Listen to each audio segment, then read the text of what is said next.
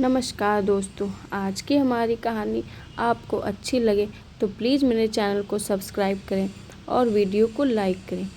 एक समय की बात है, किसी गांव में एक ब्राह्मण अपने परिवार के साथ रहता था। उनका परिवार में उनकी पत्नी और एक पुत्र था। वह बहुत गरीब थे, उनके पास कभी कभी खाने को भी नहीं होता। ब्राह्मण की पत्नी बहुत दुष्ट और चालाक थी, इसलिए वह रोज़ ब्राह्मण को भिक्षा मांगने को कहती थी, पर ब्राह्मण उसकी एक नहीं सुनता था और घर में राम नाम जाप करता रहता। पत्नी के रोज़ रोज़ लज्जित करने पर ब्राह्मण एक दिन सुबह सुबह उठा और अपनी पोथी पतरा उठाया और दूसरे गांव में चल दिया। चलते चलते वह घने जंगल में पहुंचा। अंधेरा हो गया। वह वहाँ एक बड़ा सा पीपल के पेड़ के नीचे बैठ गया और राम नाम जपने लगा। सुबह होने पर जब उठा तो पास के सरोवर पर स्नान करके वह आगे चला और दूसरे गांव में पहुंचा। गांव वाले उससे ना तो कोई कथा सुनना चाहते थे और ना ही कोई उसे भिक्षा दे रहे थे। वह ब्राह्मण दुखी होकर घूम फिर कर फिर उसी पेड़ के नीचे आकर बैठ गया। वह पीपल का पेड़ बहुत विशाल था।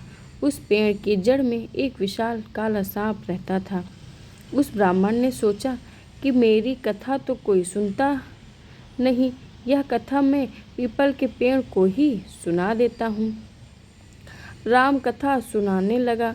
कथा पूर्ण होने पर पेड़ के नीचे से एक काला नाग निकला और उस ब्राह्मण को एक मुद्रा देते हुए बोला, तुम रोज यूं ही यहाँ आकर मुझे कथा सुनाया करो, मैं रोज तुम्हें स्वर्ण मुद्रा दूंगा।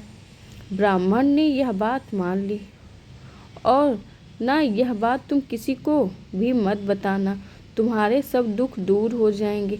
ब्राह्मण रोज ऐसा ही करता। सुबह उठकर नहा धोकर अपनी पोथी पतरा लेकर वह पीपल के पेड़ के नीचे पहुंच जाता और वहां बैठकर कथा सुनाना चालू कर देता। कथा पूर्ण होने पर नाग सोने की मुद्रा भेंट करता।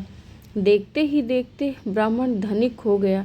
पूरे गांव में यह चर्चा होने लगी कि ब्राह्मण की दशा कैसे सुधर गई। यह जरूर कोई गलत काम करता होगा।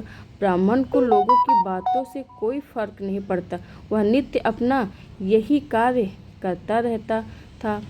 एक दिन गांव की कुछ औरतें ब्राह्मणी के पास गईं और उससे पूछने लगी कि आपके पति इतने धनवान कैसे हो गए, वह रोज कहाँ जाते हैं और रोज उनकी कथा कौन सुनता है। औरतों की बात सुनकर ब्राह्मणी के मन में शंका आ गई। उसने एक दिन अपने पति से पूछा कि आपको ये धन कहाँ से मिलता है, मुझे भी बताइए। ब्राह्मण बोला, तुम्हें इससे क्या मतलब है। ऐसा कहकर ब्राह्मणी की बात टाल दी। कुछ दिनों तक उसे टालता रहा, पर एक दिन ब्राह्मणी ने ब्राह्मण को मजबूर कर दिया। ब्राह्मण मजबूर होकर उसने अपनी पत्नी को नाग की सारी बात बता दी, जिस वजह से उसकी पत्नी के मन में लालच आ गया और ब्राह्मण के खाने में नशे की दवा मिलाकर उसे खिला दिया और अपने बेटे से बोली, बेटा जाओ उस पेड़ पर जाओ और नाग को मारकर सारी संपत्ति ले आओ। ब्राह्मण का लड़का अपने पिता का पोथी पतरा लेकर वहां गया और पीपल के पेड़ के आगे बैठकर कथा सुनाने लगा। कथा पूरी होने पर वह नाग बाहर आया और उसको स्वर्ण मुद्रा देने लगा। तभी ब्राह्मण के बेटे ने कुल्हाड़ी से नाग पर वार कर दिया, जिससे नाग की पूंछ कट गई और नाग भी पलटकर लड़के के पैर में डस लिया, जिससे लड़के की मौत हो गई। इधर उस ब्राह्मण को जब उठा, उसने देखा कि उसकी पोथी पतरा गायब है।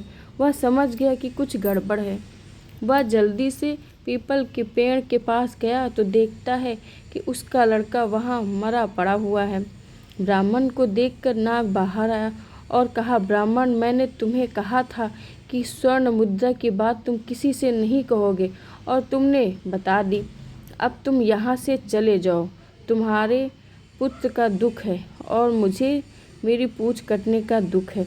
मैं तुम्हें श्राप देता हूँ कि तुम्हारी जो संपत्ति मेरे द्वारा बनी थी वह सब नष्ट हो जाएगी। ब्राह्मण नाग देवता के मुख से यह सुनकर सर पीटता रह गया और रोता बिलखता अपने पुत्र का शव लेकर वहाँ से चला गया। घर जाकर अपनी पत्नी को बोला, देखो तुम्हारे लालच की वजह से हमने अपना इकलौता पुत्र गंवा दिया और हमारी सारी संपत्ति नष्ट हो गई। ब्राह्मणी भी रोती रही। संत और नाग की कहानी का वैल्यू ये है दोस्तों, लालच एक दलदल है जो व्यक्ति को विनाश की ओर अग्रसर कर देता है। तो दोस्तों, कैसी लगी आपको आज की हमारी कहानी? कमेंट में हमें ज़रूर बताना। धन्यवाद।